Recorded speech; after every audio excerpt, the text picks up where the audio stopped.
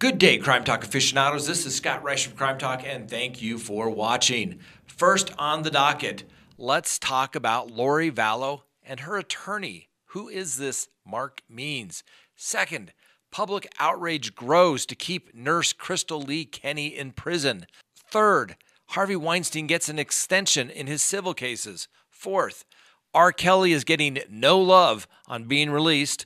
Fifth, would you like some lime with that Corona? And sixth, our dumb criminal contestant of the day. Let's talk about it.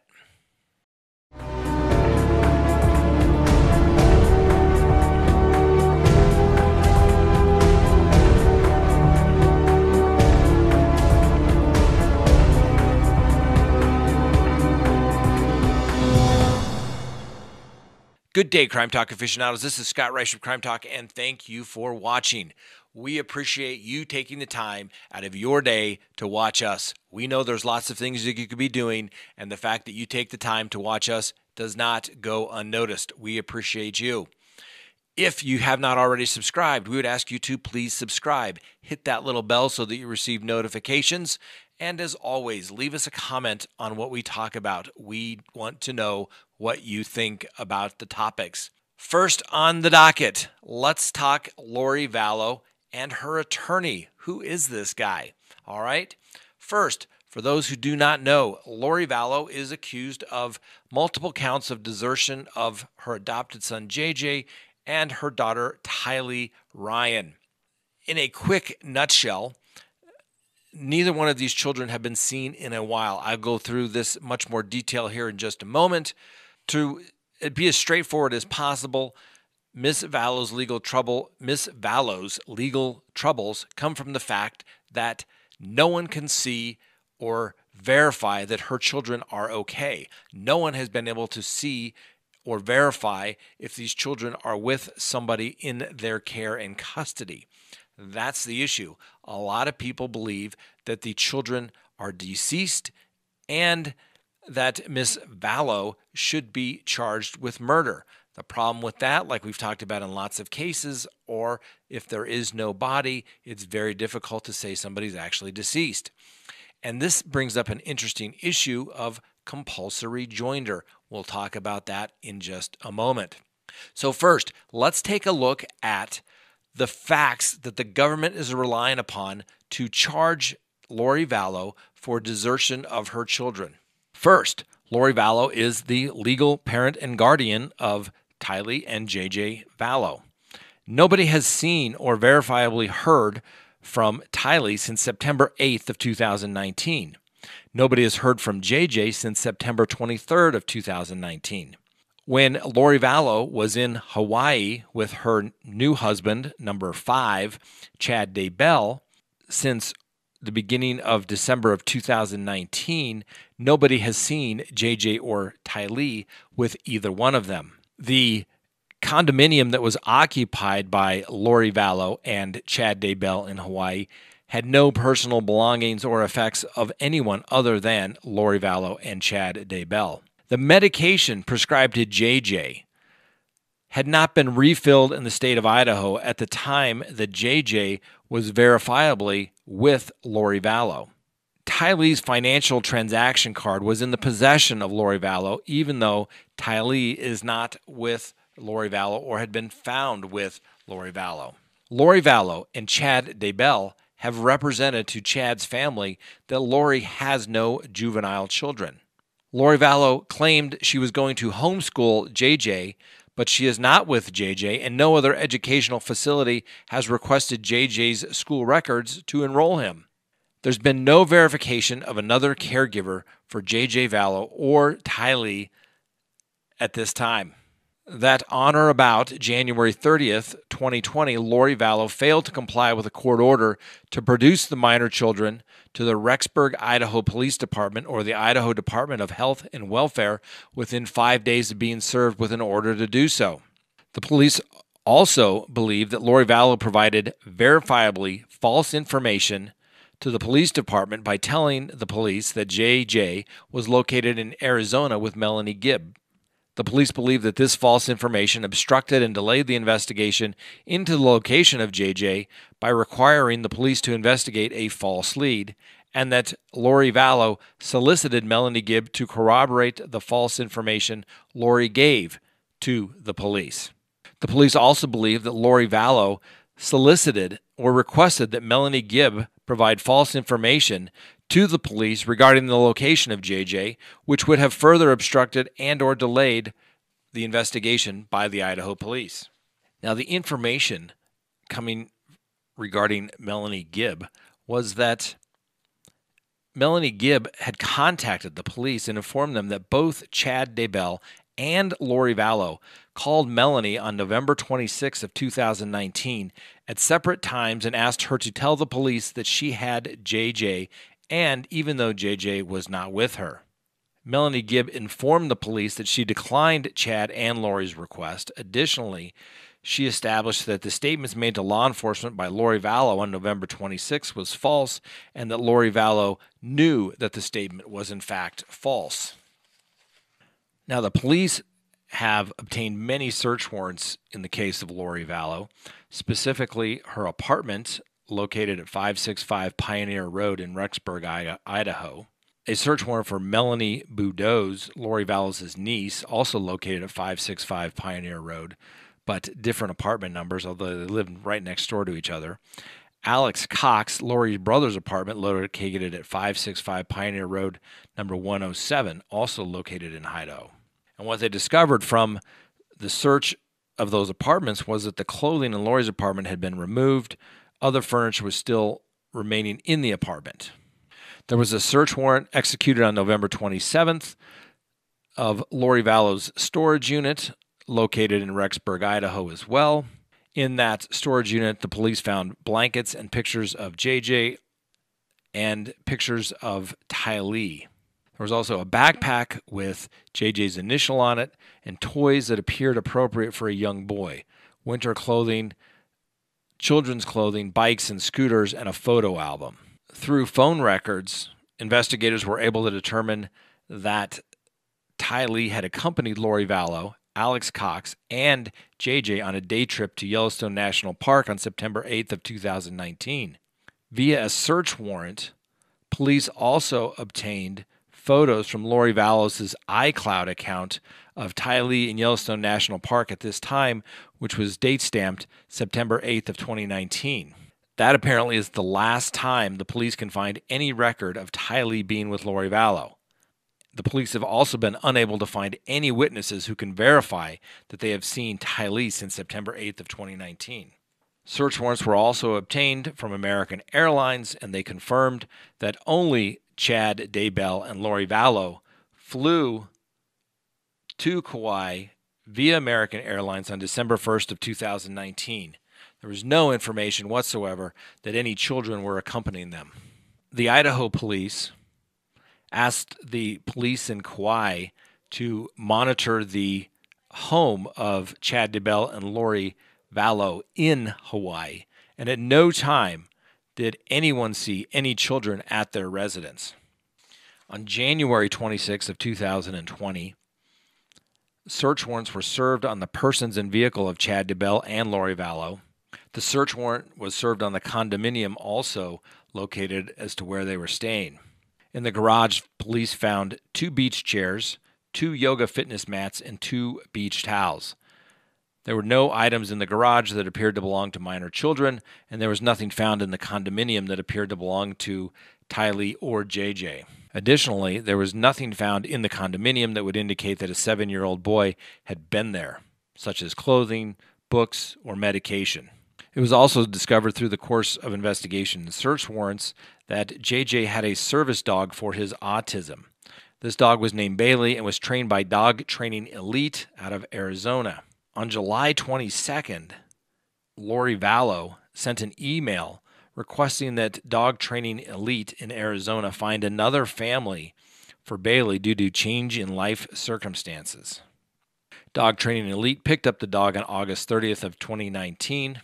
Also discovered through interviewing Chad Daybell's parents, Jack and Sheila Daybell, in Springfield, Utah, that they confirmed that both Chad and Lori told them in November that Lori Vallow was an empty nester. Now, in the initial disclosures that had to be produced, we know that there are police recordings of Jack and Sheila Daybell. We have the Yellowstone security video, the Idaho Falls airport security video, interviews by Natalie and Ian Pulaski, the more security video from Yellowstone, Melanie Bordeaux's interview, Larry and Kay Woodcock interview, another interview by Melanie Bordeaux.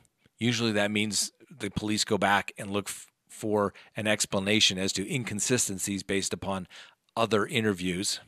And there are some 571 photographs that have been turned over to the defense in this particular case already. Additionally, there's at least 3 officers' body cams, particularly the footage that has been produced as well. So that, in a nutshell, is the case against Lori Vallow. One would also think that the statements made by Chad Daybell to have another lie that the children were in fact with her would be an obstruction charge as well, but nothing has been charged absolutely yet. The Idaho police have indicated that this case will continue to be investigated.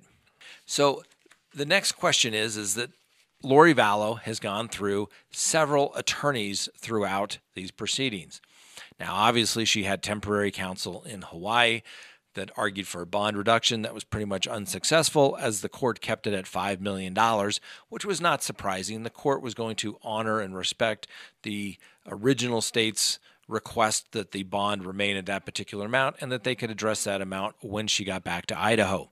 At the bond reduction hearing in Idaho, it was reduced from $5 million to $1 million, and now Lori Daybell remains there.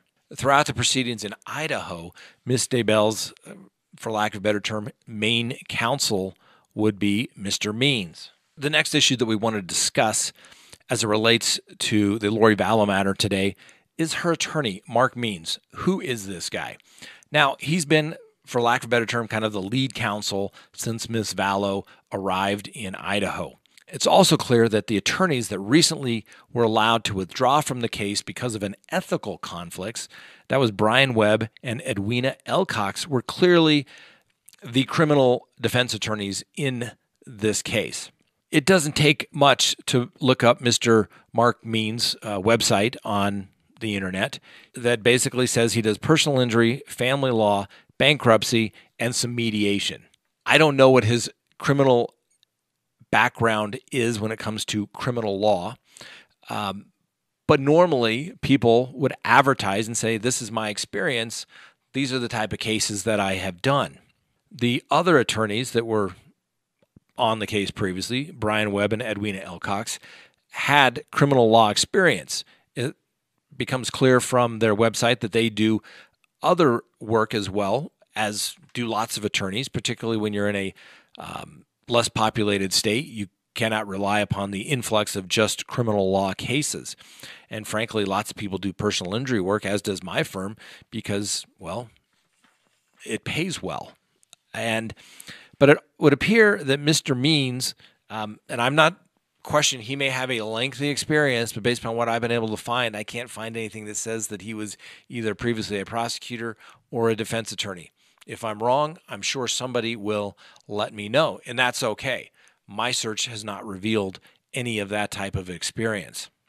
Now, I think one of the other interesting legal issues as it relates to the Lori Vallow matter is a legal concept called compulsory joinder.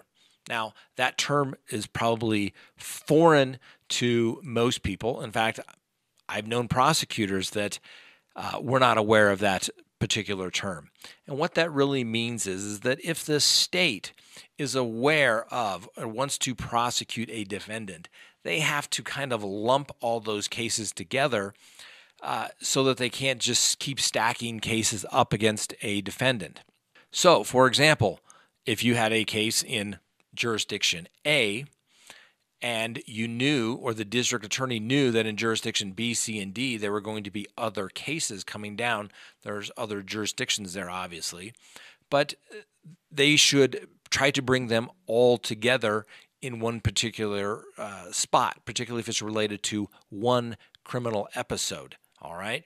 Normally, you're not going to be prosecuted on that, but usually if it's like a string of burglaries, things like that, that's usually when it comes in and it's a bigger overall kind of, let's say, a racketeering type of charge.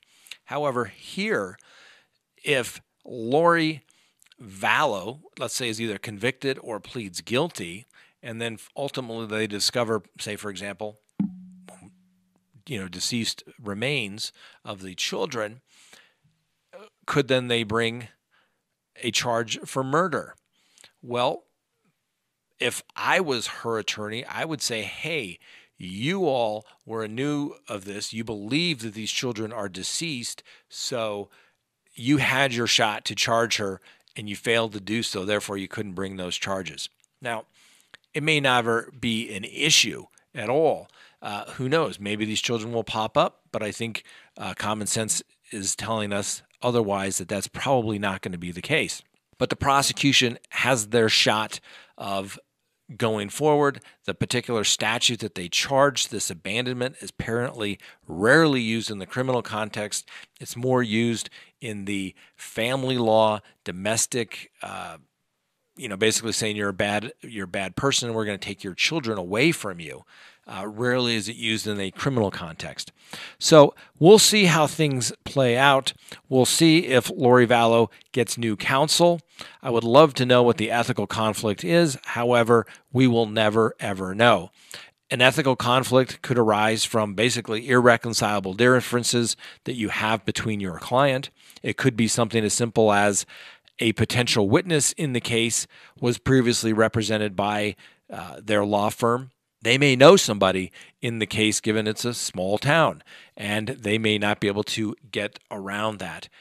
It's simply unclear, and the attorneys never have to reveal an ethical conflict. In fact, they never should reveal an ethical conflict. I personally thought originally it was for financial reasons. However, they would have to state that if it was financial reasons, they were unable to comply with the terms of a written fee agreement, something along those lines. But clearly it's ethical.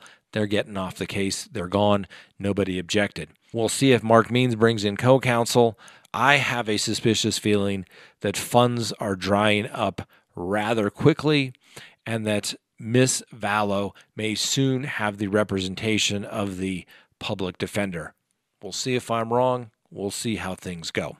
Next on the docket, public outrage grows to keep Krystal Lee Kenney in custody. For those of you who don't recall, Krystal Lee Kenney pled guilty to a Class 6 felony in relation to her assisting Patrick Frazee killing Kelsey Barrett and disposing of her remains. I guess I should say former nurse Krystal Lee Kenney testified against Patrick Frazee and received a sweetheart of a sentence of 3 years in the Colorado Department of Corrections.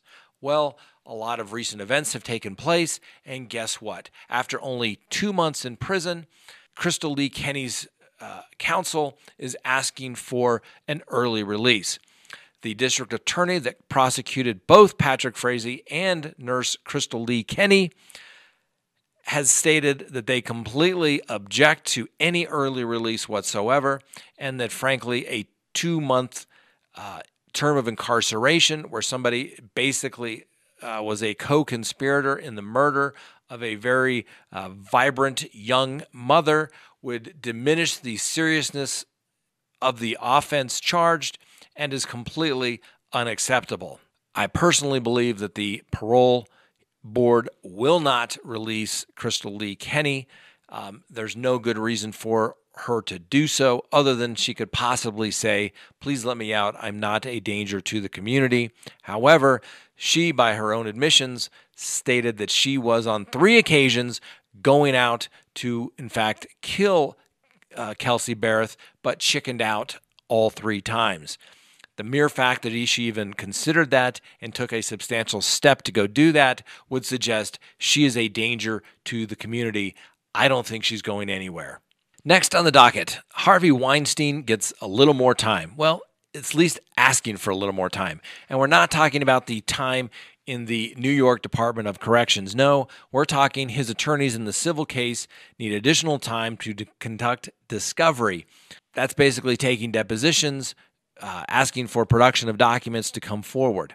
Now, I'm not sure exactly why these attorneys are not asking for a stay until all of the criminal proceedings have been done, but each state's vary from jurisdiction to jurisdiction, and I'm sure they're doing what they believe is in the best interest of their client, even though a lot of people don't like him because obviously Mr. Weinstein has been convicted of some very serious sexual offenses and will more than likely die in prison. There have been reports that Harvey Weinstein has contracted the COVID-19 virus while in custody. Of course, he also had some heart issues while he was in custody and fell as well. Given the age of Mr. Weinstein and the fact that most people in the Department of Corrections, just about anywhere, the average life expectancy is about 70 years of age, it would be greatly anticipated that Mr. Weinstein would not make it to freedom. We'll see if he makes it to California to face the charges that were filed alleging very similar acts as which he was found guilty of in the state of New York.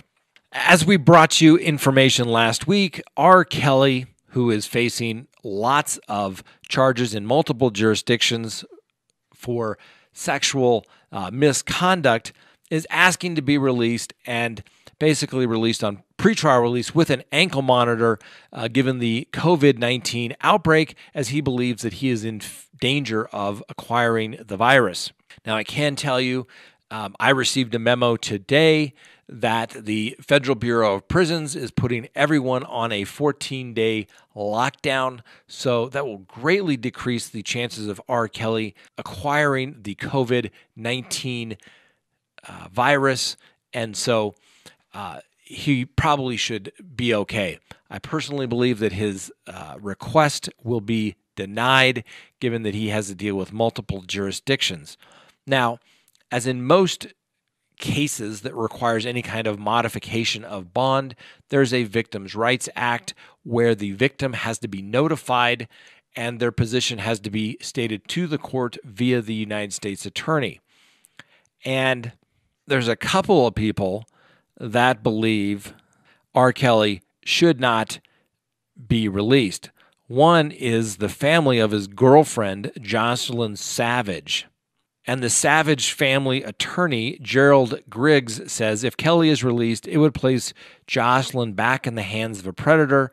Not only that, but the family claims it would also put her at risk for potentially being infected by COVID-19. Jocelyn's family says it believes the best option for her to continue to socially and physically distance herself from Kelly, adding he is, quote, right where he belongs, end quote, penned up in Chicago's detention facility while he awaits trial in Illinois federal court. One of Kelly's other alleged victims, Lisa Van Allen, had even a stronger reaction to his request for release, saying, quote, this isn't Monopoly. There's no get-out-of-jail-free card, end quote. Not for an infected toe or for a pandemic. You do the crime, you do the time, just like the rest of the inmates, end quote. She also added to R. Kelly, put your grown man pants on and deal with it like the rest of the world's doing. R. Kelly has probably had better days. I think they're only going to continue to get worse as the days go by. Next on the docket, would you like a lime with that Corona? Yes. We've brought you many stories regarding people who have spit on or threatened police officers that they have the coronavirus and therefore they should not arrest them, or basically in some sort of retaliation against the police. Continuing that fashion, we have a woman from Colorado by the name of Brenda Johnson. She apparently was involved in a small crash involving 4 parked vehicles around 7:22 a.m. on Sunday morning. Obviously, the police believe that she was under the influence of drugs or alcohol or a combination of both. Apparently, Miss Johnson, while being booked in for DUI, spit on an Arvada police officer and said, quote, there's some Corona for you. Now all you need is a lime, end quote. Now, Miss Johnson is 62 years of age, and she is now being investigated for second-degree assault on a peace officer. That's the most serious charge, given she also is charged with driving under the influence, hit and run, and several other traffic charges. Now, ladies and gentlemen, I don't know how things are taking place in your jurisdiction, but assault on a peace officer used to be very, very serious. Here in the state of Colorado, it carried a mandatory minimum sentence of between 5 and 16 years. And it wasn't just police officers, it was firefighters, nurses, and things of that nature, people that were coming in contact with people, and they're putting their lives at risk, at danger, and people go and spit on them or throwing feces on them. It's just not acceptable behavior. It used to be rather serious. Well, in the reform movement to decriminalize lots of things and make things less serious, the Colorado legislature has made such conduct now probation eligible. Now, I don't know what the criminal history is of Miss Johnson. She's 62 years old. She more than likely may have an alcohol problem given her current situation, and she is presumed innocent. We would give her that. These police officers go out there and deal with jerks and drunk jerks on a daily basis. And if they can't have the protection of being protected, that if somebody does something like this to them, why would people want this job any further? And I've said this all along, like any profession, there are good police officers, there are bad police officers. There's good attorneys, there's bad attorneys. There's good doctors, there's bad doctors. Absolutely. And the good ones deserve protection, just like any one of us. Could you imagine what you would want if somebody spit on you and they said that they were infected by the coronavirus? Use your common sense. The Colorado legislature may want to reconsider that sentencing option for police officers and firefighters and nurses as well. And finally on the docket, our dumb criminal contestant of the day. Now, unlike Miss Johnson, our dumb criminal contestant of the day didn't have to spit on anybody. Oh, no, no, no. Serena Henry, when being pulled over for an arrest in New Mexico, got a little more creative. She didn't hold up a little sign that said, "I'm infected with corona." No, she didn't do that. She did not spit on the police officer. Thank goodness she did not do that. But what did she do? She told the police officers that I'm Beyonce. It never hurts to claim that you are a music superstar to try to, pull the famous card not to get arrested. But you at least ought to try to look like Beyonce. I mean, take a look. Photo of Beyonce, photo of Miss Henry. Beyonce, Miss Henry. Needless to say, the police officers didn't fall for it. So, Miss Henry, you are our dumb criminal contestant winner of the day. We'll see if you have what it takes to be the dumb criminal contestant of the week, which we will have you all decide this Friday. That's all we've got for Crime Talk today. Thanks for watching. Have a great day.